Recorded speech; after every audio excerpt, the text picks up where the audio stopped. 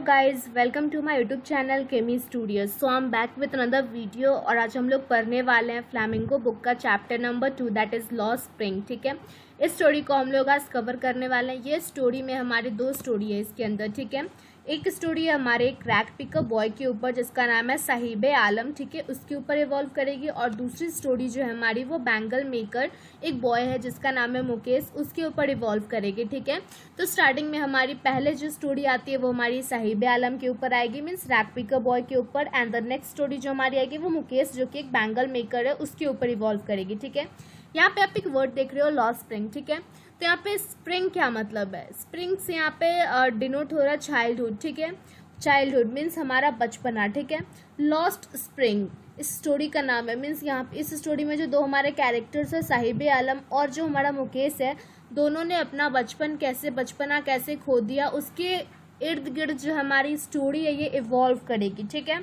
और इस स्टोरी की हमारी जो ऑथर है उनका नाम है एनीस जंग। ठीक है, तो पहले इस स्टोरी में हम लोग अबाउट द ऑथर देखेंगे, देन इस चैप्टर का इंट्रोडक्शन मैं आपको दूंगी। ठीक है, फिर हम लोग लाइन बाय लाइन जो है इस चैप्टर को कवर करेंगे। ठीक है, तो चैनल पे बने रहिए। अगर चैनल पे अपना है तो लाइक और सब्सक्राइब जरूर करना and don't forget to share your views in the comment session. ठीक है, और आपसे एक छोटी सी रिक्वेस्ट है कि हमारे वीडियोज़ को ज़्यादा से ज़्यादा शेयर करें ताकि हमारी ये जो कंटेंट है ये ज़्यादा से ज़्यादा स्टूडेंट्स तक पहुँच पाए। चलिए स्टार्ट करते हैं। So about the author. So lost spring की ऑथर है हमारी एनीस जंग, जिनका कि बर्थ हुआ है 1964 में। ठीक है, कहाँ पे हुआ है? तो रूरकेला।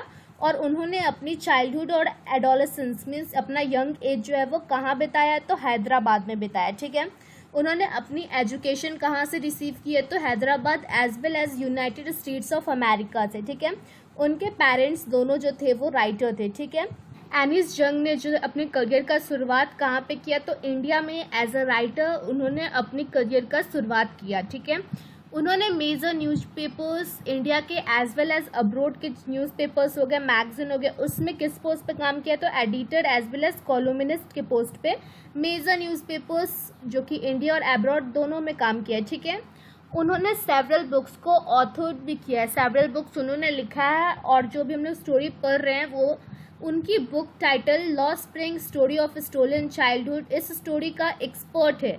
एक शब्द का मतलब क्या होता है? ये जो आप वर्ड देख रहे हो, इस वर्ड का मतलब होता है अ शॉर्ट पोर्शन। ठीक है, तो एक छोटा सा पोर्शन है, एक छोटा सा पार्ट है उनकी book the lost spring stories of stolen childhood का, जो कि अभी हम लोग देखने वाले हैं। ठीक है, चलिए अब आपको मैं चैप्टर का इंट्रोडक्शन दे देती हूँ। सो इस स्टोरी में बेसिकली हम लोग पढ़ने वाले हैं एक क्रैक पिकअप बॉय जो कि जिसका कि नाम साहिब आलम। ठीक है, वो हमेशा क्या करता है? तो always searches for gold. Gold यहाँ पे उसके लिए गोल्ड, जैसे हमारे लिए गोल्ड प्रीसियस जेम्स हो गए, डायमंड हो गए, या फिर आपके लिए गोल्ड क्या हुआ? कोई प्रीसियस क्लॉथ हो गया। ठीक है, तो ये जो साहिब आलम है उसके लिए गोल्ड का ये मतलब नहीं है। उसके लिए गोल्ड वो सारी चीज़ें हैं जो उसकी ज़रूरत की है, उसकी ज़रूरत की जितने भी सारी चीज़ें हैं वो उसके लिए गोल्ड है और वो उन्हीं की तलाश करता है।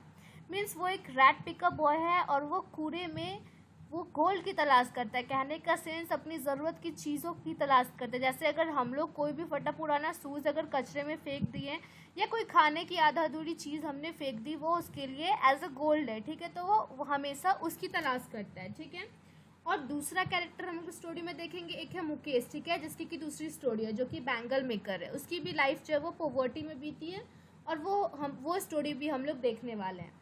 तो ये जो साहिब आलम है ये कहाँ से बिलोंग करता है, कहाँ का रहने वाला है? तो वो ढाका का रहने वाला है जो कि हमारी नेबरिंग कंट्री बांग्लादेश का जो है वो कैपिटल है। ठीक है, तो ढाका में रहता था बट अब उसे जो है अपनी पॉवर्टी के कारण जो है कहाँ पे शिफ्ट होके आना पड़ा? तो दिल्ली में आना पड़ा। और दिल्ली के आउटस्कर्ट पे एक एरिया है सीमापुरी, वहाँ पे वो अभी अपना लाइफ स्पेंड कर रहा है। ठीक है, एज अ रैक पीकर। तो उसकी मदर जो थी उसने उसे बताया कि उसे ढाका छोड़ के जो जहाँ पे उसका ग्रीन एरियाज़ में उसका लैंड इतना ब्यूटीफुल जगह पे हुआ करता था वो सब उसे छोड़ के इधर क्यों आना पड़ा? तो उसकी मदर ने उसे बताया कि स्टॉर्म आ गया था। स्टॉर्म के कारण जो है आंधी तूफान बारिश इन सब के कारण जो है जो उसका घर था ढाका में वो डिस्ट्रॉय हो चुका था। ठीक है, वो एरियाज़ भी कम्प्लीटली डिस्ट्रॉय हो चुका था, जिस वजह से वो लोग यहाँ पे शिफ्ट हो गए थे। ठीक है, दिल्ली के आउटस्कर्ट में जो एरिया है सीमापुरी, वहाँ पे आके वो लोग शिफ्ट हो चुके थे। ठीक है। और उसके बाद ये जो है हमारी ऑथर एनिस जंग, उसके नेबरहुड के एरियाज़ में ही ये जो हमारा रेड पिकअप बॉय है साहिब आलम, वो कूड़ा बीनने का काम करता है। तो इस तरीके से एनिस जंग की उससे मुलाकात होती है और कुछ समय बाद जो है वो एनिस जंग उससे पूछती है कि तुम स्कूल क्यों नहीं जाते, तो वो बोलता कि यहाँ पे कोई भी स्कूल नहीं, इसलिए नहीं जाता हूँ। तो एनिस जंग मजाक में ही जॉली मूड में के सेंस में जिससे जोक करती है कि क्या अगर मैं बना दूंगी तो तुम जाओगे। बट ये जो हमारा रैक पिकअप बॉय है वो इस बात को सीरियसली ले लेता है कि अगर हाँ आप बनाओगे, वो आंसर करता है कि हाँ मैं जाऊँगा। तो ये जो राइटर है उससे बहुत अशेम फील होता है कि ना जाने लोग हर बार इससे ऐसे ही वादे इन लोग से कर लेते हैं कि तुम्हारे लिए ऐसी अच्छी हॉस्पिटल बनेंगी, ऐसे ये रोड बनाए जाएंगे, बट उनसे ये कभी कोई वादा पूरा नहीं होता। और मैंने भी जो है मजाक में ही सही बट इसे एक होप दे दिया है, तो उन्हें खुद पे अशेम्ड फील होता है। बट फिर वो सोचती हैं कि बहुत सारे ऐसे लोग हैं जिन्होंने ऑलरेडी जो है ऐसी प्रोमिसेस की है बट वो फुलफिल हुआ नहीं है, क्योंकि जो गवर्नमेंट होती है वो वोट के लिए उन्हें वादा तो बहुत सारा कर देती है बट ये कभी फुलफिल नहीं होता। ठीक है, तो ये उसके लिए ये जो मैंने उसकी प्रॉमिस किया मजाक में ही सही कि उसके लिए ज़्यादा मैटर नहीं करेगा, बट फिर भी उसने असेम फील होता रहता है कि उन्होंने एक छोटा झूठा उम्मीद जो है उस लड़के के दिल में जगा दिया। ठीक है, उसके कुछ दिनों बाद जब वो साहिब आलम को देखती है तो वो देखती है कि अब उसके पास रैक पिकिंग का जो बैग उसका हुआ का जिसमें कि वो रैक रखता था, ठीक है, अब वो उसके पास नहीं है। अब उसके हाथ में क्या है, तो एक टी बनाने वाला कंटेनर है, ठीक है, टी कैसल है। तो फिर वो उससे पूछती है कि अरे तुम ये क्या कर रहे हो, तो फिर वो उसको बोलता है कि अब मेरा जो है जॉब लग गया है, ठीक है, एक टी स्टॉल में जहाँ पे टी बनाया जाता है वहाँ पे मुझे जॉब लग गया है और मुझे पर मंथ 800 रुपीज़ मिलती है वहाँ पे, और मुझे मील्स भी मिलती है, मतलब कि 1-2 वक्त का खाना भी उसे मिल जाता था। ठीक है, तो ये सब देख के वो राइटर सोचती है कि शायद अब इसने अपना चाइल्डहुड जो है वो खो दिया, क्योंकि अब जो है उसके फेस पे जो है अब रिस्पॉन्सिबिलिटी का बर्डन दिख रहा था कि हम उसे अब पैसे कमा के अपनी फैमिलीज़ को देखनी है, उसकी रिस्पॉन्सिबिलिटीज़ लेनी है। और जब वो राइटर उसे पूछती है कि क्या तुम खुश हो इसमें, तो फिर वो मुंह अपना नीचे करते हुए कुछ आंसर नहीं करता और क्लियरली उसके ऊपर उसके फेस पे ऑथर देखते कि क्लियरली विजिबल था कि वो अनहैप्पी था। ठीक है, तो फिर राइटर खुद में सोचती है कि अब जो रैक पिकिंग का बैग था वो उसे इसकी ये जो टी वाला जो कंटेनर है उससे ज़्यादा हल्का लगता होगा। क्यों? क्योंकि ये जो टी वाला जो कैसल है ये हल्का होके भी उसके लिए भारी है। क्यों? क्योंकि ये उसका खुद का नहीं है, ये जिसके अंडर वो काम करता है, जिस टी स्टॉल के ओनर के अंदर ये जो टी का कंटेनर है ये उसका है। तो अब उसे वो इनोसेंस, वो जो केयर फ्रीनेस कि मुझे इतना काम करना है, वो अब उसे नहीं लगता होगा। ठीक है, अब उससे किसी के अंडर काम करना है जो कि उसे ज़्यादा भारी लगता होगा, ये सोचती है। और उसे तब ये फील होता है कि शायद अब ये जो अपना चाइल्डहुड, जो अपना बचपना जो है, वो केयरलेसनेस जो हुआ करता था वो खो चुका है, अब ये रिस्पॉन्सिबल बन चुका है।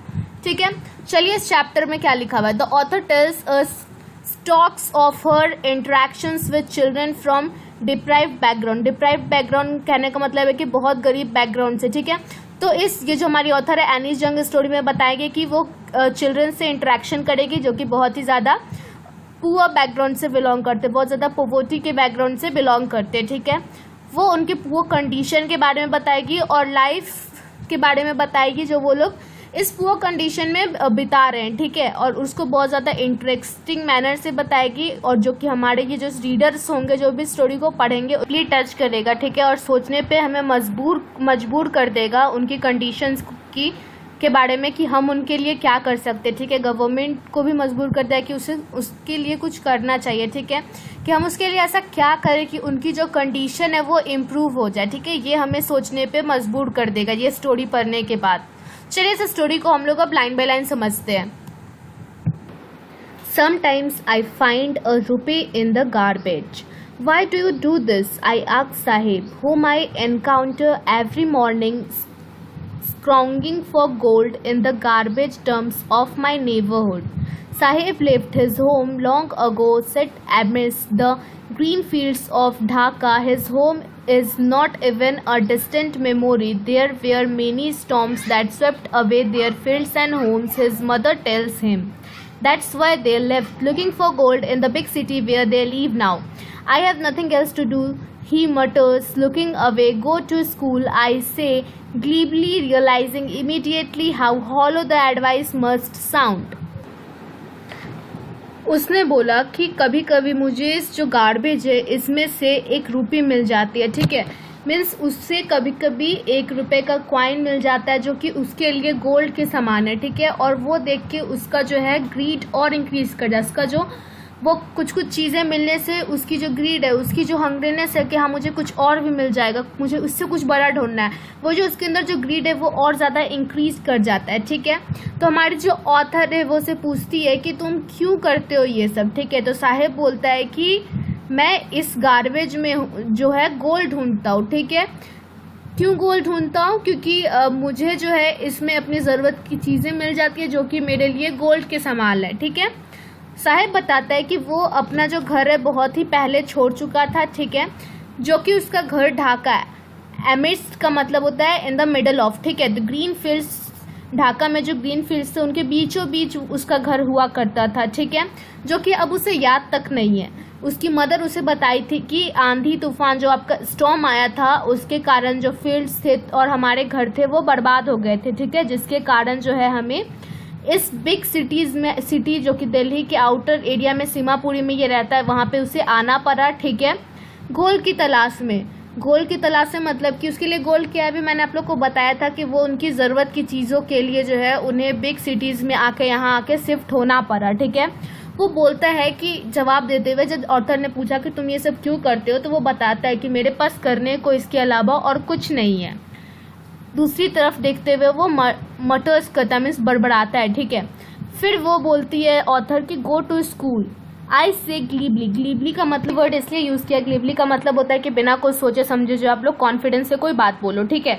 फिर भी ये जब वो बोलता है कि I have nothing else to do, ठीक है, जब ये जो साहिब आलम है बोलता है कि मेरे पास इस रेड पिकिंग के अलावा कोई और काम करने को नहीं है, इसलिए मैं ये काम करता हूँ। तो ये जो है हमारी ऑथर एनीस जंग कॉन्फिडेंटली बिना कुछ सोचे समझे से बोलती है कि स्कूल जाओ, गो टू स्कूल, और ये भी नहीं सोचती कि ये जो उसका एडवाइस वो दे रही है वो कितना हॉलो है। क्यों हॉलो है? क्योंकि उसे पता है कहीं ना कहीं उसकी कंडीशन के बारे में, जो ये हमारे राइटर है उसे पता है, तभी तो वो रेड पिकिंग का काम कर पा रहा है, क्योंकि वो जो स्कूल जाना अफोर्ड नहीं कर सकता, ठीक है, उसके पास तो खाने तक को पैसे नहीं है, क्योंकि उसकी जो कंडीशन है वो बहुत ज़्यादा गरीबी से भरी हुई है, ठीक है, उसकी कंडीशन जो है बहुत ही ज़्यादा मिजरेबल है, और तब उसे ये एडवाइस कर रही है कि बिना कुछ सोचे समझे कि तुम स्कूल जाओ। फिर साहिब आलम रिप्लाई उसको करता है कि मेरे नेबर में कोई भी स्कूल नहीं है, जब वो लोग बना देंगे तो मैं जाऊंगा। तो फिर ये हमारी एनीस जंग बोलती है कि अगर मैं बना दूं तो क्या तुम जाओगे? वो हाफ जोकिंगली विंस, वो जोक करती रहती है, ठीक है, सीरियसली नहीं बोलती है, हाफ जोकिंगली वे में बोलती है कि अगर मैं बना दूं तो तुम जाओगे, और एक स्माइल के साथ बोलती है, ठीक है। तो फिर ये जो हमारा साहिब आलम है बोलता है हाँ मैं जाऊंगा, ठीक है, वो रिप्लाई करता है एक ब्रॉड स्माइल के साथ वो रिप्लाई कर। कुछ दिन बाद जब साहिब आलम राइटर को देखता है, ठीक है, तो उसके पास दौड़ा हुआ आता है और बोलता है कि क्या आपका स्कूल रेडी हो गया? तो रिप्लाई करती है एनीस जंग उसे कि स्कूल बनने में जो है वो टाइम लगता है, और ये बोलते वक्त जो है उसे बहुत ही ज़्यादा एम्बैरेस्ड फील होता है, क्योंकि उसने एक ऐसी प्रॉमिस कर दी है जो प्रैक्टिकली पॉसिबल नहीं है, ठीक है, क्योंकि और फिर वो बट उसे फिर रियलाइज़ होता है जब वो एम्बैरेस फील करने लगती है। तो फिर एनीस जंग सोचती है कि मैंने जो उसे झूठी प्रॉमिस की है, ठीक है, ये उसके लिए कोई नई बात नहीं, उसे कुछ देर के लिए तो बुरा लगेगा, बट ऐसे बहुत सारे लोग हैं जो उसे हमेशा प्रॉमिस कर लेते हैं बट वो कभी पूरा नहीं करते। लाइक गवर्नमेंट उसे वोट देने के टाइम, वोट जब उन लोग से लेना रहता है तब तो उसे प्रॉमिस कर देती है कि तुम्हारे लिए ऐसे हॉस्पिटल बना देंगे, ऐसे रोड बना देंगे, ये फैसिलिटीज़ देंगे, बट वोट देने का जैसा ही ओवर हुआ बस वो सारे प्रॉमिसेस जो है वो अनफुलफिल्ड रह जाते हैं। तो ऐसे बहुत सारे लोग हैं जो उन्हें ये सब प्रॉमिस करते हैं बट कभी पूरा नहीं होता। तो मेरी ये जो झूठी प्रॉमिस है ये भी उस पर ज़्यादा असर नहीं डालेगी। After months of knowing him I asked him his name. कुछ मंथ जब राइटर जो है उसे जानने लगी, ठीक है, तो उसने उसका नाम पूछा, ठीक है, तो उस बॉय ने, उस रैक पिकर ने रिप्लाई किया कि उसका नाम क्या है, तो Sahib Alam. He announces he didn't know what it means, but उस लड़के को जो है उस अपने नाम का जो है मीनिंग नहीं पता था, ठीक है, और बट राइटर बताती है कि उसके नाम की जो मीनिंग थी उसका मतलब था लॉर्ड ऑफ यूनिवर्स, ठीक है, ये जो पूरा ब्रह्मांड है, पूरे यूनिवर्स का लॉर्ड, ठीक है, मालिक। He would have a hard time believing it, और यहाँ बोलती है कि अगर उसे ये नाम का मतलब भी पता होता फिर भी उसे बिलीव नहीं हो पाता, ठीक है, कि उसके नाम और उसके कंडीशन में जो है वो कितना डिफरेंस है, ठीक है। कहने को उसके नाम का मीनिंग तो है लॉर्ड ऑफ यूनिवर्स, बट उसकी कंडीशन जो है वो इसके कम्प्लीटली अपोजिट है, ठीक है। Unaware of what his name represents, he roams the street with his friends, an army of barefoot boys who appears like the morning birds and disappear at noon. Over the month, I have come to recognize each of them. तो फिर अपने नाम के मतलब से अनजान वो बताती है कि ये अपने फ्रेंड्स के साथ, ठीक है, बेयरफुट निकल जाता है सुबह सुबह, early bird, early in the morning, और शाम तक जो है वो कूड़े बिनने का काम करते रहता है, और वो खाली पैर जो है ये सब काम करता है, ठीक है। कुछ मंथ तक जो है कुछ मंथ उन्हें ऐसे देखने के बाद जो है एनी जंग जो थी, अब वो ईच वन ऑफ देम को पहचानने लगी थी, ठीक है, हर एक को पहचानने लगी थी। Why aren't you wearing chappals? I asked one. एनिस जंग ने एक दिन पूछा उसमें से किसी एक से, ठीक है, कि तुमने चप्पल क्यों नहीं पहन रखा है। तो वो रिप्लाई करता है एक बच्चा कि my mother did not bring them down from the self. तो उसने बोला कि मेरी मदर जो है वो सेल्फ से उसने नीचे उतार के मुझे नहीं दिया, इसलिए मैंने नहीं पहना।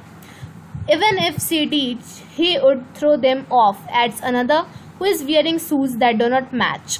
तो फिर तभी दूसरे लड़के जो उस ग्रुप में थे वो बोलते हैं कि अगर उसकी मदर जो है उसे जूते उतार के दे भी देती फिर भी जो है वो उसे फेंक देता। और ये किसने बोला कि उसी ग्रुप का एक लड़का रिप्लाई किया एनिस जंग को, जिसने कि अनमैच्ड शूज़ पहने रखे थे, मीन्स दो टाइप का अलग अलग शूज़ पहन रखा था, ठीक है, उसके शूज़ मैच नहीं करते थे। When I comment on it, he shuffles his feet and saying nothing. और जब एनी जंग ने पूछा कि तुमने ये मिसमैच शूज़ क्यों पहन रखे हैं, तो वो क्या करता है, अपने फीट को सफल कर लेता है, मीन्स एक के ऊपर एक फीट चढ़ा लेता है इन ऑर्डर कि वो छुपा रहा है उसे, ठीक है, और काफ़ी असेम्ड फील करने लगता है और कुछ नहीं बोलता है। फिर अनदर बॉय क्या बोलता है कि I want shoes, says a third boy who has never owned a pair of his all his life. और दूसरा एक अनदर बॉय थर्ड बॉय रहता है वो रिप्लाई करता है कि मुझे शूज़ चाहिए क्योंकि मैंने अपनी ज़िंदगी में कभी शूज़ नहीं पहना है, और बट मैं ये शूज़ पहनना चाहता हूँ। Travelling across the country I have seen children walking barefoot in cities on village road. It is not lack of money but a tradition to say barefoot is one explanation. और फिर ये जानी चंग बताते हैं कि उसने पूरी दुनिया घूमी है, और वो शहरों में जब विलेज के रोड्स पे देखती है तो बच्चे जो है वो बेयरफुट जो है वो वॉक करते हैं, ठीक है। अक्सर जो वो जब विलेज के रोड्स पे देखती है तो बच्चे जो रहते हैं वो बेयरफुट रहते हैं। तो उसी में से एक लड़का फिर ऐड करते हुए बोलता है कि ऐसा नहीं है कि हम लोग एफर्ट नहीं कर सकते, खरीद नहीं सकते, बट ये हमारा ट्रेडिशन है, ठीक है। बोलता है कि हमारा ट्रेडिशन है कि हम बेयरफुट रहें। I wonder if this is only an excuse to explain away a perpetual state of poverty. Perpetual का मीनिंग क्या है, तो never ending state of being poor, ठीक है। तो ये सोचती है कि ये जो इसके पेरेंट्स होते हैं ये अब ये जानते हैं कि इनका जो स्टेट ख़त्म नहीं होगा, ठीक है, वो पुअर रहने वाले हैं, तो उनके चिल्ड्रन को बुरा फील ना हो, ठीक है, तो ये ऐसा उन्हें बोल देते हैं कि ये हमारा ट्रेडिशन है, हमारे ट्रेडिशन में सब बेयरफुट रहते हैं, ठीक है। तो ये जस्ट एन एक्सक्यूज़ है अपने नेवर एंडिंग जो उनका जो ये नेवर एंडिंग पॉवर्टी का जो स्टेज है उसको छुपाने के लिए बस एक एक्सक्यूज़ है, बस एक बहाना है, ठीक है। ये सब बोलते हुए जो ये राइटर है ये सोचने लगते कि लोग इतने गरीब है कि एक चप्पल तक अफोर्ड नहीं कर सकते, ठीक है। फिर तभी ये बोलते बोलते जो है राइटर को एनिस जंग को एक स्टोरी याद आती है किसकी, तो एक मैन की जो कि उडुपी में रहता है। उडुपी के कहाँ पे है, तो उडुपी कर्नाटका में एक छोटी सी जगह है उडुपी, ठीक है। तो वहाँ के एक आदमी ने उसे एक स्टोरी सुनाई थी, उसकी याद आती है। As a young boy, he would go to school past an old temple where his father was a priest. He would stop briefly at temple and pray for a pair of shoes. तो एक young boy था जो कि school जाने से पहले क्या करता था, ओल्ड टेम्पल में विजिट करता था, ठीक है, जहाँ उस टेम्पल के जो पुजारी थे उसके फादर ही थे, ठीक है। वहाँ पे रुक के वो प्रे करता था गॉड से कि उसे एक पेयर ऑफ शूज मिल जाए, ठीक है। 30 years later जो है I visited his town and temple which was now drowned in an air of desolation. Desolation का मतलब क्या होता है कि अब वो स्टेट एम्प्टी हो चुका है, मीन्स वो जो एरिया था उडीपी, अब वो गांव एकदम खंडहर हो चुका है, वहाँ पे हर चीज़ जो है वो ख़त्म हो चुका है। तो 30 ईयर्स लेटर वहाँ पे उस टाउन में और उस टेम्पल में ऑथर विजिट करती है। In backyard where live the new priest there were red and white plastic chairs. जहाँ पे बैकयार्ड में पहले 30 ईयर्स पहले जो प्रिस्ट रहा करते थे वहाँ पे अब एक न्यू प्रिस्ट रहते हैं, ठीक है। और बैकयार्ड में जो है रेड और वाइट प्लास्टिक चेयर्स लगाए रखे हैं। A young boy dressed in a grey uniform wearing socks and shoes arrived painting and through his school bag on a folding bed. Painting का क्या मतलब है कि हाफते हुए, ठीक है। उसने देखा कि ये यंग बॉय है जो कि ग्रे यूनिफॉर्म पहन रखा है, सॉक्स शूज दोनों पहन रखा है, ठीक है। वो हाफते हुए जो आता है और अपने स्कूल बैग को एक फोल्डेड बेड पे फेंकता है, ठीक है। वहाँ पे फोल्डेबल कोई बेड लगा होगा उस टाइम का, उसके ऊपर फेंकता है। Looking at the I remembered the prayer another boy had made to the goddess when he had finally got a pair of shoes. Let me never lose them. तो फिर उस बॉय को देखते हुए उससे याद आता है उस बॉय के जो 30 ईयर्स पहले जिसे उसने देखा था कि जब फाइनली उस लड़के को शूज़ मिल जाती है तो वो प्रेयर करता है गॉड से कि अब मुझे जब ये शूज़ मिल गई है तो अब इसे कभी भी लूज़ होने मत देना, इसे कभी खोने मत देना इन शूज़ को मुझसे, ठीक है। The goddess has granted his prayer, और गॉडेस ने उसकी जो प्रेयर थी वो उसे सुन के उसे फुलफिल कर दिया हुआ था। Young boy like the son of priest now वो शूज़। यंग बॉय जो था वो अब शूज़ पहन रखा था, किसकी तरह, तो उस प्रिस्ट के सन की तरह, ठीक है, जो 30 ईयर्स पहले थे। But many others like the rag pickers in my neighbourhood remain shoelace. But वो फिर सोचती है कि बट बहुत सारे ऐसे लोग हैं, जो बहुत सारे ऐसे रैट पिकर्स हैं मेरे नेबरहुड में जो कि आज भी शूलेस रहते हैं। My acquaintance with the barefoot rag pickers leads me to Seemapuri, a place on the periphery of Delhi yet miles away from it metamorphically. Acquaintance का क्या मतलब है कि ये जो उनकी थोड़ी बहुत जो पहचान हो गई थी, ठीक है, रैक पिकर्स के साथ। सो रैक पिकर्स ने उन्हें सीमापुरी जाने, तो उनके पहचान होने के कारण जो है वो सीमापुरी गई, ठीक है, जो कि दिल्ली के आउटस्कर्ट में एरिया है, ठीक है। सिंबॉलिकली तो वो दिल्ली का पार्ट है, ठीक है, बट रियल में ऐसा नहीं लगता कि वो दिल्ली का पार्ट है। सबने उसे एक वीरान जगह बनने के लिए छोड़ दिया। मीन्स ऐसा लोग प्रिटेंड तो करते हैं कि हाँ वो दिल्ली का पार्ट है, बट ऐसा लगता नहीं कि वो दिल्ली का पार्ट है, ठीक है। वहाँ पे वो जाती है, ठीक है। अब those live there were the squatters who came from Bangladesh back in 1971। फिर वो बताती हैं कि ये जो एरिया था सीमापुरी किसने ऑक्यूपाई कर रहा था, ऐसे लोगों ने ऑक्यूपाई कर रखा था जो अनलॉफुली जो है इन्होंने ऑक्यूपाई कर रखा था, और ये बांग्लादेश से 1971 में भाग के आए थे, और साहिब का जो फैमिली है उसी में से एक है। जब बांग्लादेश में अभी स्टॉर्म के कारण जो तूफान आया और उनका घर डिस्ट्रॉय गया, तो ये लोग अनलॉफुली आके इस एरिया को ऑक्यूपाई कर लिए, ठीक है। उस टाइम पे क्या था कि सीमापुरी एक जंगल टाइप का एरिया हुआ करता, जहाँ पे लोग कचरे वचरे फेंकते हैं, हर जगह पे होता है, ठीक है, ये हर एरिया में होता है कि जहाँ पे सारे कचरे फेंके जाते हैं, उस टाइप का एरिया हुआ करता था। ये आज भी वैसा ही कचरे वाला एरिया है, बट अब ये खाली नहीं है। उस टाइम पे ये जो एरिया था ये खाली हुआ करता था। In structures of mud with roof of tin and tarpaulin, ठीक है। इसमें क्या क्या बने हुए, तो मड के स्ट्रक्चर्स बने हुए मिट्टी के, ठीक है। ड्रेनेज सिस्टम भी नहीं है यहाँ पे, न साफ रनिंग वाटर है, न नल का पानी मौजूद है, और उनका जो रूफ होता है, ठीक है, उनका जो छत रहता है उस मिट्टी के घर का, वो टीन और टारपोलिन क्या होता है, एक प्लास्टिक टाइप का जो होता है वो कवर करने के लिए आता है, जिसको कि हम लोग हिंदी में तिरपाल बोलते हैं, ठीक है। तो बारिश से प्रोटेक्शन के लिए उससे हम लोग बच सकते हैं, तो वो टारपोलिन से और टीन से जो उनकी रूफ जो रहती थी वो कवर्ड रहती थी, ठीक है।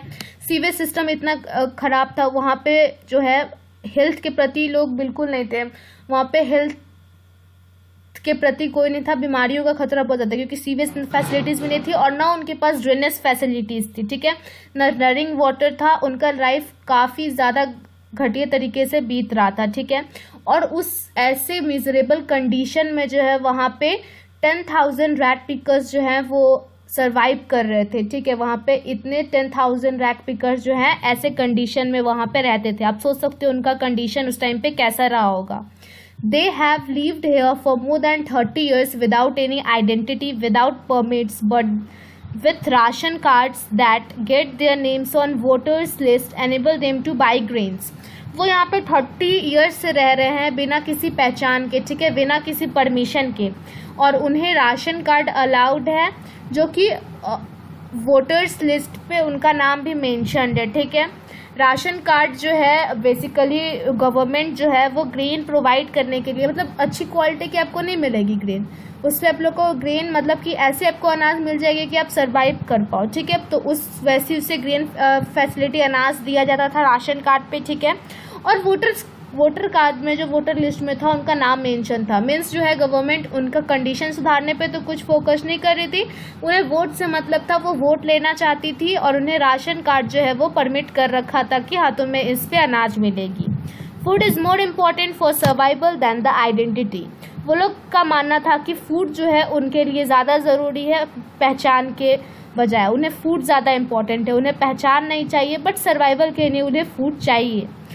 If at the end of the day we can feed our families and go to bed without an aching stomach, we would rather live here than the fields that gave up us no grains। तो वो बोलती है कि अगर हम लोग यहाँ पे अपनी फैमिलीज़ का पेट भर पाएँ, ठीक है, दिन के अंत तक अपनी फैमिलीज़ का पेट भर पाए और हम लोग खाली पेट जो है बेड पे ना जाए, अगर ये हमारा यहाँ पे फुलफिल हो रहा है, जो कि हमारा ढाका में जो ग्रीन लैंड था जहाँ पे ग्रेन्स हमें नहीं मिलती थी, ठीक है, वहाँ रहने के बजाय हम लोग यही प्रीफर करेंगे कि हमारी पहचान ना हो हमारे पास, बट हमारे पास इतना अनाज हो कि हम लोग अपनी फैमिलीज़ का पेट भर सके, ठीक है, भूखा न रहना पड़े। से a group of women in tattered saris. Tattered का मीन्स क्या है, तो टॉर्न साड़ीज़ में, ठीक है, टॉर्न साड़ीज़ पहने हुए ग्रुप ऑफ वुमेन बोलती है। Asked them why they left the beautiful land of green fields and rivers।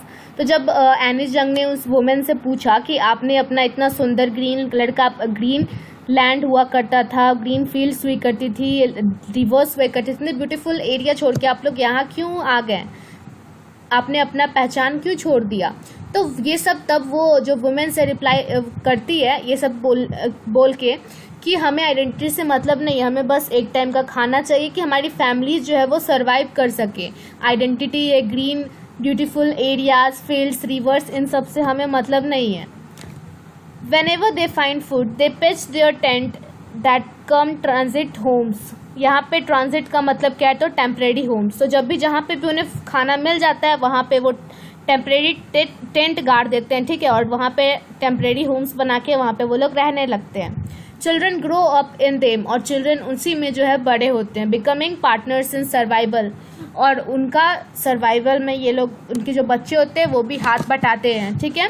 Survival उनके क्या है, तो रैट पिकिंग का जो काम है वो उनके लिए एज अ सर्वाइवल है, ठीक है, क्योंकि उन्हें जो है वो सर्वाइवल का सोर्स मिलता है कि उन्हें कोई भी खाना आधा अधूरा खाना मिल गया या कुछ भी फटे चिटे कपड़े मिल गए या फिर कोई टॉर्न शूज मिल गया, ये सब उनके लिए क्या है, सोर्स ऑफ सर्वाइवल है। तो रैट पिकिंग का जो काम है उनके लिए सोर्स ऑफ सर्वाइवल है।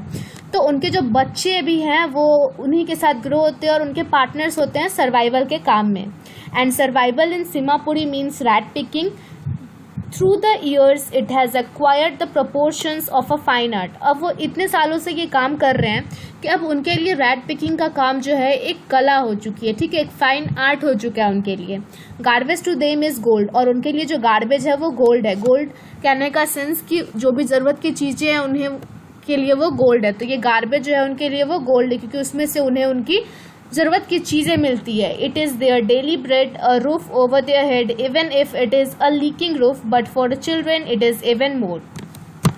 ये उनके लिए उनके डेली ब्रेड का मतलब कि उनकी रोज़ी रोटी का सोर्स है, ठीक है, उनके छत का, ठीक है, ये भी उनके छत का भी सोर्स है, ठीक है। इवन इफ जो उनका छत है वो लीकिंग रूफ है, ठीक है, मतलब कि वो चूने वाला छत है, ठीक है, जिससे कि पानी जो है या फिर कुछ भी, वो रूफ स्ट्रॉन्ग रूफ नहीं है, बट फिर भी उनके लिए ये जो गार्बेज है ये गोल्ड है, ठीक है। बट चिल्ड्रन के लिए क्या है, तो चिल्ड्रन के लिए ये जो रैट पिकिंग का काम है ये फुल ऑफ वंडर्स है, क्योंकि उनका और उनके पेरेंट्स के कंपेरिजन में ये जो काम है वो लोग दोनों दो तरीके से लेते हैं। चिल्ड्रन जो है एज अ वंडर इसको लेते हैं कि हाँ अभी मैंने कुछ और अगर मुझे निकला तो अगली बार जब मैं ट्राई करूँगा तो मुझे इससे भी अच्छा कुछ मिलेगा, तो वो एज अ वंडर करके इस रैट पिकिंग का काम करते हैं। और पेरेंट्स के लिए सिर्फ ये जो है एक सर्वाइवल का चीज़ है, ठीक है। I sometimes find a rupee, even a 10 rupee note, Sahib says, his eyes light up. When you can find a silver coin in a heap of garbage, you don't stop scrounging, for there is a hope of finding more. So यहाँ पे साहिब जो है वो बोलता है कि कभी कभी मुझे इसमें 1 रुपया मिल जाता है, कभी कभी मुझे 10 रुपये भी मिल जाते हैं। और ये बोलते समय उसका जो आई है जो लाइट अप हो जाता है, मीन्स उसके चेहरे पे एक अलग ही खुशी रहती है, ठीक है। और वो बोलता है कि अगर आपको इस गार्बेज में एक सिल्वर कॉइन मिल जाता है, उसकी खुशी ही दुगुनी होती है और इससे हमें और ज़्यादा मोटिवेशन मिलता है, ठीक है। और हमारा ग्रीड जो होता है और ज़्यादा इंक्रीज़ कर जाता है कि अगर मुझे इस टाइम 1 रुपये मिली तो मैं नेक्स्ट टाइम ट्राई करूँगा कि मुझे 10 रुपये मिली, ठीक है। और इस वजह से ये चिल्ड्रन जो है इनके लिए जो है गार्बेज का डिफरेंट ही मीनिंग रहता है। इनके लिए ये जो है फुल ऑफ वंडर रहता है, ठीक है, रैप्ड इन वंडर कि अब उसे क्या मिलेगा, अब उसे उसका एक्साइटमेंट लेवल रहता है। बट उनके पेरेंट्स के लिए, एल्डर्स के लिए जो ये है एक सर्वाइवल का सोर्स है, ठीक है। ये रैट पिकिंग, ये गार्बेज का जो काम है उनके लिए एक सर्वाइवल का सोर्स है। One winter morning I see Saheb standing by the fenced gate of the neighbourhood club watching 2 young men dressed in white playing tennis. I like the game. He turns content to watch it standing behind the fence. एक winter morning जो है any जंग ने जो है देखा साहिब जो है वो फेंस गेट मीन्स जालीदार गेट जो स्टेडियम का था उसके बाहर खड़े होके वो जालीदार गेट से देख रहा था कि उसके नेबरहुड में जो स्टेडियम था उसके अंदर 2 यंग मैन जो है वाइट कलर में ड्रेसअप होके वाइट कलर का ड्रेस पहन के टेनिस खेल रहे हैं, ठीक है। और ये साहिब ने बोला कि मुझे ये गेम पसंद है और मैं हमेशा जो हूँ इसके पीछे खड़ा होके इस गेट के पीछे देखता हूँ, ठीक है। और जो गेट कीपर है मुझे इसके अंदर जाने भी देता है और मुझे झूले का यूज़ भी करने जाता है और मैं इस गेट के अंदर जाता भी हूँ जब कोई आसपास नहीं होता। Sahib too is wearing tennis shoes that look strange over his discolored shirt and shorts. तो एनी जंग ने नोटिस किया कि साहिब ने भी टेनिस शूज पहन रखा है जो कि उसका जो डिस्कलर्ड शर्ट और शॉर्ट्स है, ठीक है, उसके साथ ये जो शू है काफ़ी ऑड लग रहा है क्योंकि ऊपर में तो काफ़ी फटे चिटे पुराने कपड़े डिस्कलर्ड और नीचे उसने टेनिस शूज पहन रखे हैं। Someone gave them to me. तभी साहिब बोलता है कि ये मुझे किसी ने दिया है. He says in the manner of explanation. उसने बताते हुए कहा the fact that they are discarded shoes of some rich boy. वो बोला कि ये जो है एक रिच बॉय ने जो है वो इस शूज को फेंक डाला, ठीक है, रिटायर कर डाला है. Who perhaps refused to wear them because of a hole in one of them. क्योंकि इसमें से एक जूते में क्या था तो होल था, तो हो सकता है कि उस रिच बॉय ने इसलिए इसको पहनने इसे फेंक डाला और इसीलिए इस शूज को रिटायर कर डाला. For one who has walked barefoot, even shoes with a hole is a dream come true. और ऐसे लोग के लिए जो हमेशा जिंदगी भरी खाली पैर चले उनके लिए तो अगर इस शूज़ में कोई छेद भी है, कोई होल भी है, फिर भी उसके लिए ड्रीम कम ट्रू टाइप का ये जो है ये शूज़ होगा उसके लिए. But the game he is watching so intently is out of his reach. But जो गेम वो देख रहा है वॉच करके, ये जूता तो उसे मिल गया, उसका ड्रीम कम ट्रू तो हो गया, बट ये जो गेम वो देख रहा है शायद उसे ये यहाँ तक वो कभी नहीं पहुँच पाएगा. This morning Saheb is on his way to milk booth. और फिर एनी जंग ने देखा कि एक मॉर्निंग जो है ये साहिब जो है ये मिल्क बूथ की तरफ जा रहा है, ठीक है. In his hand is a steel canister. Canister का मतलब क्या है? स्टील का कंटेनर जिसमें कि टी जो है वो सर्व किया जाता है, ठीक है. तो उसके हाथ में क्या था? तो स्टील कैनिस्टर था, टी वाला कंटेनर था. I now work in a tea stall down the road. तो एनिस जंग को जो है साहिब ने बताया कि अब मैं एक टी स्टॉल पे काम करता हूँ जो कि रोड के किनारे है. पॉइंटिंग इन अ डिस्टेंस, हाथ से दिखाते हुए उसने इशारा किया कि अब मैं उसी टी स्टॉल में काम करता हूँ. I am paid 800 rupees and all my meals. मुझे पर मंथ 800 रुपीज़ मिलती है और साथ में मुझे 1-2 वक्त का खाना भी मिलता है. Does he like the job. तो फिर एनी जंग ने पूछा कि क्या तुम्हें ये जॉब पसंद है.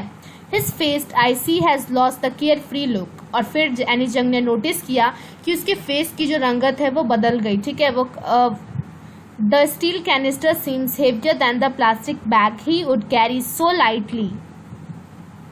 Over his shoulders, the bag was his. The canister belonged to the man who owns the tea shop. Sahib is no longer his own master.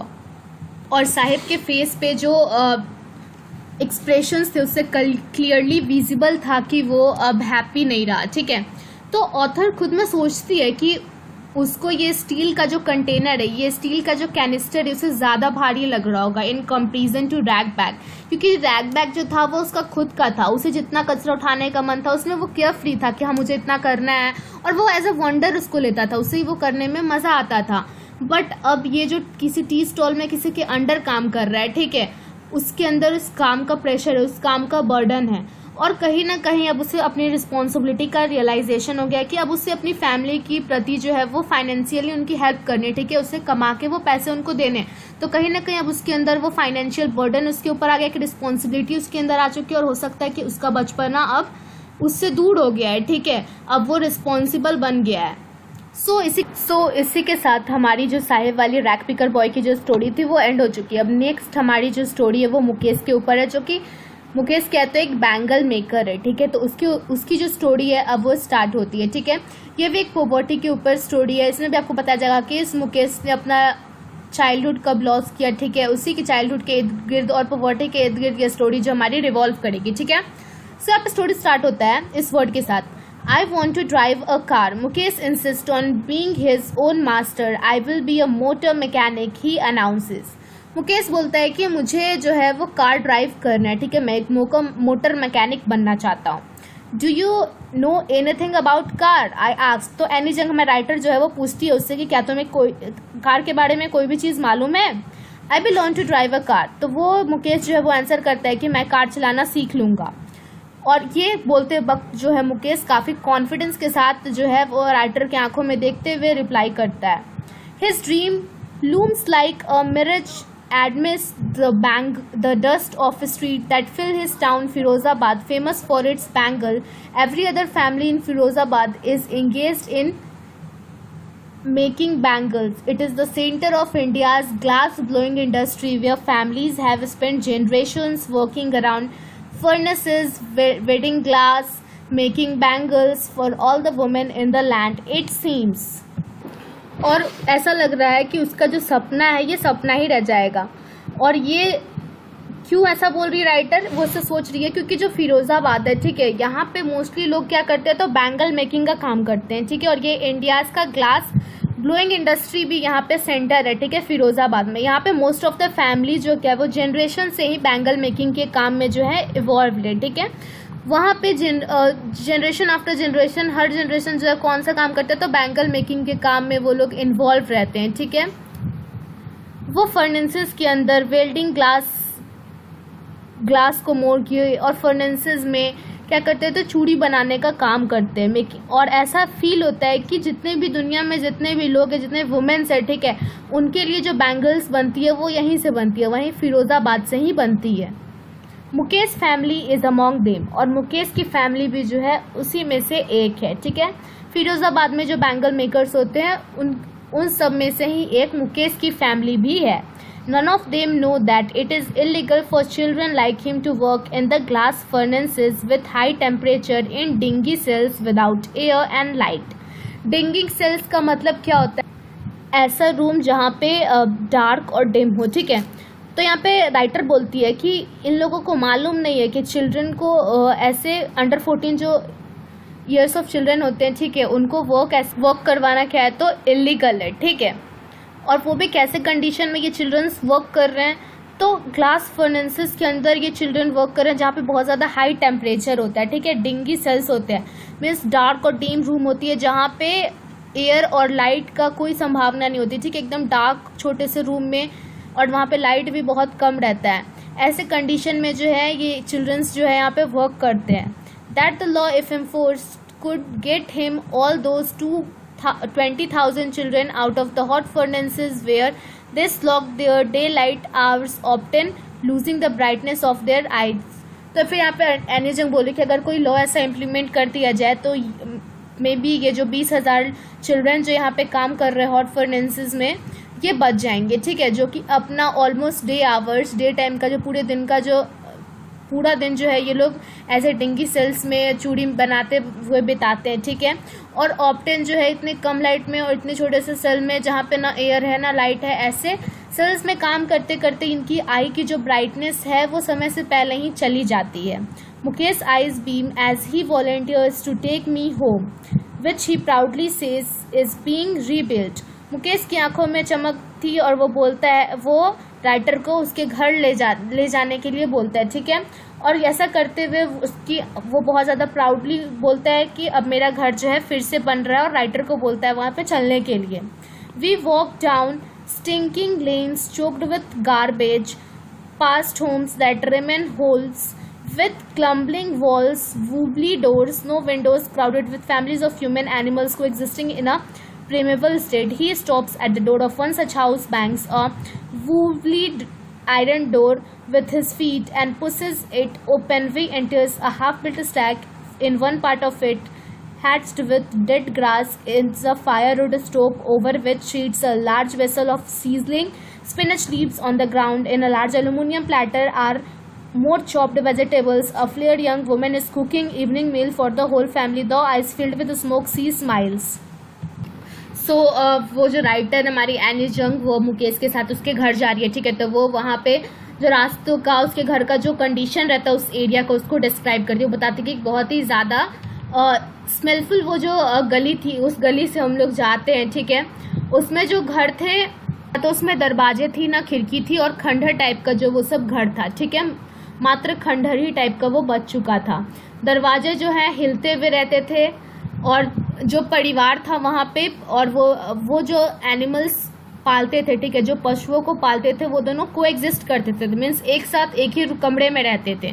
Means काफ़ी अनहाइजीनिक टाइप का वहाँ पे इन्वायरमेंट था।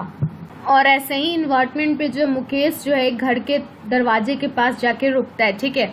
और वो उसमें क्या था, उस घर में क्या था, तो एक हिलता हुआ लोहे का दरवाज़ा लगा हुआ था, जो कि इतना टूटा हुआ था कि बस उसे एक पैर लगाने से ही वो दरवाज़ा जो है धकेलता है और वो खुल जाता है, ठीक है।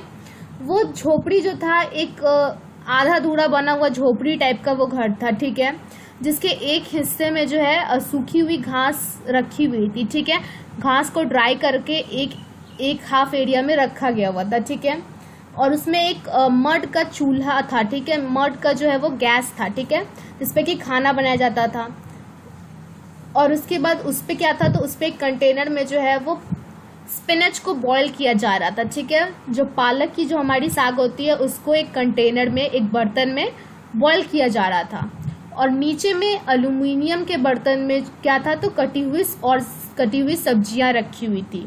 और एक वीक वुमेन, फ्रेल का मतलब क्या होता है, यहाँ पे जो वर्ड दिया हुआ है फ्रेल यंग वुमेन, तो यहाँ पे फ्रेल का मतलब है वीक, मतलब बहुत सी पतली दुबली सी एक औरत जो है वहाँ पे क्या कर रही थी, तो सारे परिवार के लिए खाना बना रही थी, ठीक है। उसकी जो आइज थी वो स्मोक से फील्ड थी। मीन्स उसकी आइज में धुआं लग चुका था, क्योंकि वो मड के चूल्हे पे जो है वो खाना बना रही थी। इस वजह से जो स्मोक, जो लकड़ी जलने की जो स्मोक थी, धुआं पूरे उसके आँख में था। बट फिर भी वो जो है कोई गेस्ट उसके यहाँ पे है, जो राइटर गई, तो वो उसे देख के स्माइल पास की।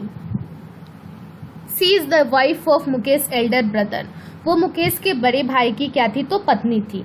Not much older in years, she has begun to command respect as the bahu, the daughter in law of the house, already in charge of 3 men, her husband Mukesh and their father. वो क्या थी, तो इस घर की क्या थी, तो डॉटर इन लॉ थी, ठीक है। मुकेश की बड़े भाई की जो वो थी पत्नी थी, ठीक है। और उसका जो है इस परिवार में काफ़ी इज्जत था, ठीक है, क्योंकि वो जो है ऑलरेडी 3 आदमी का जो है वो टेक केयर करती थी। किसका, तो अपने हस्बैंड का, मीन्स मुकेश के एल्डर ब्रदर का, मुकेश का, और अपने फादर इन लॉ का, ठीक है, मीन्स मुकेश के फादर का। When the old man enters, she gently withdraws behind the broken wall and brings her veil close to her face. Well का मतलब क्या होता है, तो घूंघट। तो जब ओल्डर मैन जो है रूम से बाहर निकल के आता है, ठीक है, तो ओल्डर मैन आता है तो वो क्या करती है, तो ब्रोकन वॉल के पीछे चली जाती है और घूंघट से अपने फेस को कवर कर लेती है। एज कस्टम डिमांड्स, क्योंकि ये उनमें एक कस्टम था कि अगर कोई मेल एल्डर पर्सन जो उनके फैमिली का है उसको देख के क्या करना है, तो डॉटर इन लॉ को अपने फेस को कवर कर लेना है, ठीक है, घूंघट डाल लेनी है। In this case the Elder is an improvised bangle maker. तो इस केस में जो ये कौन थे, तो मुकेश के फादर थे, जो कि भी एक बैंगल मेकर थे। Despite long years of hard labour, उन्होंने बहुत ज़्यादा हार्ड लेबर किया था काफ़ी लंबे समय से। फर्स्ट एज अ टेलर, पहले वो एज अ टेलर काम करते थे और फिर वो एज अ बैंगल मेकर काम करने लगे, ठीक है। फिर भी जो है वो अपने फैमिली, अपने एक घर तक नहीं बन पाए, ठीक है, वो फेल कर गए इसमें। सेंड और ना तो अपने दोनों बच्चों को मीन्स मुकेश और उसके बड़े भाई को ना तो स्कूल भेजा कभी। All he has manage to do is to teach them what he knows the art of making bangles. बस उन्होंने एक ही काम किया इतने लंबे समय में कि अपने दोनों बेटों को क्या सिखा दिया, तो बैंगल मेकिंग की कला सिखा दी, ठीक है। उसके अलावा उन्होंने कोई काम नहीं किया। इट इज़ हिज कर्म एंड डेस्टिनी। तो मुकेश की जो ग्रैंड मदर थी, ठीक है, वो क्या बोलती है कि ये उसका कर्म था और उसका भाग्य था, ठीक है, जो उसे मिला। Who has watched her own husband go blind with the dust from polishing the glass bangles? जिसने कि खुद अपने पति को देखा था कि ग्लास बैंगल पॉलिश करते हुए उसके जो पति है वो अंधे हो गए थे, ठीक है। Can a god given lineage ever be broken, she implies. और इसका बहाना करते हुए वो बोलती है कि क्या कभी भगवान की बात टाली जा सकती है। इसका कहने का मतलब था कि उसकी जो दादी थी, ठीक है, मुकेश की जो ग्रैंड मदर थी, ठीक है, वो बोलती है कि क्या कभी भगवान की बात टाली जा सकती है। ये तो उसके किस्मत में ही लिखा था कि ये काम, अगर वो बैंगल मेकिंग फैमिली में पैदा हुआ है, इस कास्ट में पैदा हुआ है, तो उसे यही काम करना है, ये कभी टाला नहीं जा सकता। और ये तभी भी ये बात कह रही है जबकि उसने खुद अपने हस्बैंड को जो है ब्लाइंड होते हुए देखा है, क्योंकि वो बैंगल पॉलिश जब कर रहे थे ग्लास बैंगल, तो उसके डस्ट के कारण ही उसके हस्बैंड की जो है वो आँख ब्लाइंड हो गई हुई थी। Born in a caste of bangle makers, they have seen nothing but bangles. In the house, in the yard, in every other house, every other yard, every street in Firozabad, spiral of bangles, shiny gold, paddy green, royal blue, pink, purple, every color born out of the 7 colors of the rainbow lie in a mound in unkempt yard, are peeled on 4-wheeled handcart pushed by young men along the narrow lanes of a senti town. दूसरे घर में, हर एक फिरोजाबाद की गलियों में उसने सिर्फ जो है वो बैंगल्स ही देखी है, ठीक है। हर कलर की, जितने भी रेनबो से डराइव होती है, Sunny gold, paddy green, royal blue, pink, purple के जितने भी कलर्स है उसने सिर्फ यही देखा है, ठीक है। और इन सब चूड़ियों के बंडल्स को जो है यंग मैन्स जो है नैरो लेन्स पे क्या करते हैं, तो एक 4-व्हील्ड हैंडकार्ट में रख लेते हैं, ठीक है। और इसे धक्का देते हुए कहाँ ले जाते हैं, तो मार्केट्स में ले जाते हैं, ठीक है। इन चूड़ियों को लोड करके 4-व्हील्ड हैंडकार्ट में लोड करके और यंग मैन्स इसको धक्का दे के ले जाते हैं टाउन्स में और वहाँ पे इन्हें सेल किया जाता है। एंड इन द डार्क हर्टमैन never next of lines of flame of flickering oil lamp see 2 boys girls with their families and mother wielding pieces of colored glass into circles of bangle. Their eyes are more adjusted to dark than to light outside. That is why they often end up losing their sight before they become adults. और young और girls boys अपने parents, father mother के साथ जो है वो ये dark हर्टमेंट में बैठ जाते हैं, ठीक है, जहाँ पे ऑयल लैम्प्स जलता रहता है और वहाँ पे इतना डीम होता है कि उन्हें ऐसा फील होता है कि वो कभी बाहर का सनलाइट देखते ही नहीं। उनका पूरा जो सनलाइट का जो टाइम होता है वो इसी छोटे डिम सेल में, इसी छोटे रूम में बीतता है, बैंगल बनाते हुए, उनको शेप देते हुए, वेल्डिंग पीसेस ऑफ ग्लास करते हुए, उनको बैंगल के सर्कल वाले शेप में ढालते हुए, ठीक है। और उनके आईज को इतना ज़्यादा एडजस्ट हो जाते हैं डार्क में कि उन्हें आउटसाइड का लाइट ऐसा लगता है कि उन्होंने देखा ही नहीं हुआ, ठीक है। दैट्स वाई क्या होता है उनके साथ कि वो अपने आई साइट को लूज कर लेते हैं। एडल्ट होने से भी पहले उनकी आई साइट जो होती है वो लूज हो जाती है, ठीक है, और वो वक्त से पहले ही जो होते हैं वो अंधे हो जाते हैं। Savita, young girl in a drab pink dress, sit alongside an elderly woman soldering pieces of glass as her hand move mechanically like the tongs of machine. I wonder if she knows the sanctity of bangles she helps make. It symbolizes an Indian woman's suhag, auspiciousness in marriage. It will dawn on her suddenly one day when her head is wrapped with a red veil, her hand dyed red with henna, and the red bangles rolled into her praise. She will then become a bride like the old woman beside her who became one many years ago. She had still bangles on her. तो यहाँ पे कह रही है Annie's bank की जो उस तभी वो बगल में देखते हैं सविता, ठीक है। यहाँ पे एक लड़की के बारे में बता रही है कि सविता एक यंग गर्ल जो कि पिंक कलर का ड्रेस पहने हुए वो मदर के अपने बगल में बैठ के, एन एल्डरली वुमेन, ठीक है, क्या कर रही है, तो ग्लास के पीसों को सोल्डर कर रही है और उसे सर्कल के शेप में बैंगल का आकार दे रही है, ठीक है।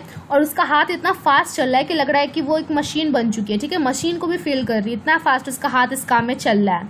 I wonder if she knows the scanted है, वो भी शॉक्ड है, ठीक है। तो वो सोचती है कि क्या ये लड़की जो इतनी छोटी है ये बना रही है सविता, क्या ये बैंगल्स का मतलब भी जानती है कि ये जो हमारे हिंदू ट्रेडिशन में, हमारे हिंदू कस्टम में जो है इसकी कितनी वैल्यू है, ठीक है। एक मैरिड वुमेन के लिए इसका क्या मतलब है, ठीक है, मैरिज में इसका क्या महत्व है एक हिंदू कल्चर में, ठीक है। तो क्या इसे पता है? फिर एनी जंग जो है वो बोलती है कि इसे एक दिन मतलब पता चलेगा जब ये खुद जो है एक दुल्हन बन चुकी होगी, ठीक है, जब ये खुद रेड कलर का घूंघट जो है इसके सर पे होगा और इसके हाथों में जो है वो ड्राइड रेड कलर की मेहंदी लगी होगी, ठीक है, और रेड कलर की जब इसने अपने कलाइयों में जो है चूड़ियाँ पहनी होगी, ठीक है, उस दिन जो है इसे इस बैंगल का महत्व पता चलेगा। जैसे कि जो ओल्ड वुमेन इसके बगल में बैठी हुई है उसे इसका महत्व पता चला है, वो भी बहुत दिन सालों पहले। She still has bangles on her breast, but no light in her eyes. आज भी उस ओल्ड वुमेन जो उसके बगल में बैठे हुई है सविता के, उसने आज भी जो है अपने ब्रेस्ट में चूड़ियाँ पहन रखी है, बट अब उसकी आंखों में वो चमक नहीं है, ठीक है। एक वक्त शेर भर खाना भी नहीं खाया, she says in a voice trained of joy. She has not enjoyed even one full meal in her entire lifetime. तो तभी वो औरत जो बैठी हुई थी बोलती है कि हमने तो पूरी लाइफ में एक टाइम भी पेट भर खाना नहीं खाया, ठीक है, एक फुल मील भी अपने एंटायर लाइफ में उसने नहीं खाया। Her husband, an old man with a flowing beard, says, I know nothing except bangles. All I have done is make a house for the family to live in. वो बोलते हैं कि मैं चूड़ी बनाने के अलावा और कोई काम नहीं जानता और मैंने बस इतना काम किया है कि अपनी फैमिली के रहने के लिए एक घर बना दिया है। Hearing him, one wonders if he has achieved what many have failed in their life. ये सुनते ही जो है एनी जंग सोचती है कि इसने तो वो कर लिया जो बहुत लोग कर भी नहीं पाए अपनी लाइफ टाइम में। एटलीस्ट इनके पास एक रूफ है, इनके सर के ऊपर एटलीस्ट एक रूफ है, ठीक है। The cry of not having money to do nothing except carrying on the business of making bangles, not even enough to eat, drink in every home. The young man echoed the lament of their elders. Little has moved with time, it seems, in Firozabad. Years of mind-numbing tolls have killed all the initiative and ability to dream. उनके पास जो चूड़ियाँ बनाने के अलावा कोई और काम था ही नहीं, क्योंकि उनके पास कोई और काम स्टार्ट करने के लिए ना तो पैसे होते थे, ठीक है। और ये जो परेशानी थी ये फिरोजाबाद के हर एक घर में आपको सुनाई पड़ जाएगी, ठीक है। खाना खाने के लिए भी उनके पास पैसे नहीं थी और जो यंग चिल्ड्रन थे उनको अपने एल्डर्स से बहुत ही ज़्यादा शिकायत थी। क्योंकि अगर वो जो मनी लेंडर्स से पैसे ले भी ले, ठीक है, मनी लेंडर्स से पैसे ले भी ले, इनकम ज़्यादा नहीं थी, तो अगर मनी लेंडर्स से उनके एल्डर्स पैसा भी ले लेते थे तो उनको चुका नहीं पाते थे और फिर के ये जो कर्ज था वो बढ़ता चला जाता था और उनके चिल्ड्रंस को भी जो है इसमें वो फंस के रह जाते थे। और इस तरीके से जो मनी लेंडर्स थे उनके अंडर जो है ये लोग को काम करवाने लगते थे, क्योंकि मनी लेंडर्स जो थे इन पर रूल करने लगते थे, क्योंकि उनका पैसा जो है कभी वो लोग चुका ही नहीं पाते थे। तो सालों से जो है यही चलता आ रहा है और कुछ नहीं बदला है फिरोजाबाद में। इतना उन लोग का फाइनेंशियल क्राइसिस चल रहा है कि अब वो लोग कोई मनी मतलब कि ये बैंगल मेकिंग के अलावा कोई और ना तो कोई सपना देख सकते और ना उनमें कुछ भी सोचने की, कोई भी डेयरिंग काम करने की जो इनिशिएटिव, कोई हिम्मत बाकी है, ठीक है। फिर एनिस जंग ने ये सब सुनते हुए कहा कि तुम लोग जो मनी लेंडर्स के अंडर इतना काम कर रहे हो, सब कर रहे हो, तो तुम लोग जो सारे बैंगल मेकर हो खुद का एक ऑर्गेनाइजेशन क्यों नहीं बना लेते, खुद के लिए एक बड़े लेवल पे काम क्यों नहीं करते। तो यंग मैन रिप्लाई करता है कि अगर हम लोग ऐसा नहीं कर सकते, ठीक है, क्योंकि हम लोग बहुत बुरी तरीके जो है इस चुंगल में फंस चुके हैं, जैसे कि हमारे जो फादर या फिर हमारे जो पूर्वज थे वो सब फंस चुके थे, ठीक है। तो हम लोग भी इसी बर्डन में फंस चुके हैं मनी लेंडर्स के अंदर। और अगर हम लोग ऑर्गेनाइजेशन बना भी ले तो कोई हमारा लीडर नहीं है, कोई हमें गाइड करने के लिए नहीं है कि हमारा नेक्स्ट मूव क्या होगा। और अगर हम तो उनके माइंड में ये सेट था, ठीक है, क्योंकि वो लोग तो उतने डेवलप नहीं थे, तो उनके माइंड में सेट था कि अगर वो लोग एक न्यू बिजनेस स्टार्ट कर लेंगे तो उन्हें जो पॉलिटिकल पार्टीज है, पुलिस है, ये सब उन्हें जेल में डाल देंगे या उन्हें मारेंगे, पीटेंगे, ठीक है। तो उनके माइंड में ये सब था। क्यों ऐसा था? क्योंकि उनका जो कोई पॉलिटिकल लीडर नहीं थे, उन्हें कोई गाइड करने के लिए नहीं था, ठीक है। और अब वो लोग इतने थक चुके थे इस बर्डन के अंदर कि अब उन्हें सोचने की शक्ति या फिर कोई डेयरिंग टास्क करना या कोई इनिशिएटिव कोई लेना ही नहीं चाहता था, ठीक है। इतनी हिम्मत जो थी उन लोग में अब नहीं बची थी, और वो लोग बस ये फालतू बात करते रहते हैं, और उनका जो ये बात है बस यहीं से घूमते रहता है कि कितने हम लोग गरीब हैं और कितना एपैथी है। फिर उनकी जो हंगरनेस है वो इंक्रीज कर जाती है, और फिर वो उनके साथ इनजस्टिस होता है, ठीक है। गरीब हैं तो उनके पास जब थोड़ा सा पैसा आया तो उन्हें और ज़्यादा की जो है वो भूख बढ़ गई, ठीक है। तो फिर वो लोग कुछ गलत हरकत किए, चोरी वोरी की, और फिर उनके साथ जो हुआ इनजस्टिस हुआ, ठीक है। तो उनका ये जो साइकिल है इससे में रिवॉल्व करते रह जाता है। Listening to them, I see two distinct worlds. One of the family caught in web of poverty burdened by the stigma of caste in which they are born. The other a vicious circle of sahukars, the middlemen, policemen, and the keepers of law, the bureaucrats and politicians. Together they have imposed the baggage on the child that he cannot put down before he is aware he accepts as naturally as his father to do anything else into dare, and daring is not a part of his growing up. When I sense a flash of it in Mukesh, I am cheered. तो उनकी बातों को सुन के, ठीक है, उनकी बातों को सुन के जो हमारी राइटर है वो सोचती है कि ये जो हमारा वर्ल्ड है ये दो टाइप का है, ठीक है। एक है जिसमें गरीब लोग हैं, ठीक है, और वो गरीबी के जाल में, पॉवर्टी के जाल में फंस चुके हैं, ठीक है। और एक वर्ल्ड है हमारा मनी लेंडर्स का हो गया, पुलिसमैन का हो गया, या जो लोग कानून बनाते हैं उनका हो गया, ऑफिसर्स का हो गया, ठीक है, पॉलिटिशियंस का हो गया, एक उनका वर्ल्ड है। और ये लोग जो है ये पूरा मिलके जो हमारे यंग बच्चों हैं फिरोज़ाबाद के, उनके ऊपर बर्डन डाल दिया है, ठीक है। उन्हें साहस करना तो उन्हें सिखाया ही नहीं जाता है, ठीक है। और जब वो छोटे रहते हैं तभी से उन्हें इस वर्क में इन्वॉल्व किया जाता है कि आप बैंगल बनाओ, ताकि वो कुछ सोचने का डेयर ही ना करे। और जब वो बड़े होते हैं तो वो इस चीज़ को एक्सेप्ट कर लेते हैं, अपनी लाइफ को ऐसे ही एक्सेप्ट कर लेते हैं, ठीक है। क्योंकि जो करेज करना है उनके लिए एक बहुत ही बड़ी बात है, ठीक है। डेयर करना, इसके अलावा कुछ और सोचना एक बहुत बड़ी बात है, और उन्हें शुरू से ही ये डेयरिंग करना नहीं सिखाया गया, जैसे कि उनकी फैमिली ने किया। मनी लेंडर्स के हमेशा अंडर काम किया, तो जैसी उनकी परवरिश की गई है तो उसमें उन्हें डेयरिंग टास्क करना कभी सिखाया ही नहीं गया है, ठीक है। और जब भी जिसमें से ये मुकेश जो है ये काफ़ी अनोखा है, ठीक है। तो जब भी राइटर मुकेश के बारे में सोचती है कि वो मोटर मैकेनिक बनना चाहता है, तब राइटर को बहुत ज़्यादा खुशी होती है, ठीक है। मुकेश बोलता है कि मैं गराज जाऊंगा और वहाँ पे मैं सीखूंगा, बट बोलता है कि गराज जो है वो क्या है, तो जो गैरेज है अब वो बहुत ही दूरी पे है मेरे घर से, ठीक है, बट फिर भी मैं चल के जाऊँगा। Do you also dream of flying a plane? तो राइटर उसे पूछती है कि क्या तुम्हें प्लेन उड़ाने का भी सपना है? तो मुकेश को क्या पता कि प्लेन क्या होता है, उसे इसके बारे में नहीं पता रहता है, ठीक है, बट वो साइलेंटली बोलता है नो। फिर भी उसके अंदर कॉन्फिडेंस देखो कितना था, वो बोलता है नो, मैं मोटर मैकेनिक्स ही करूँगा, ठीक है।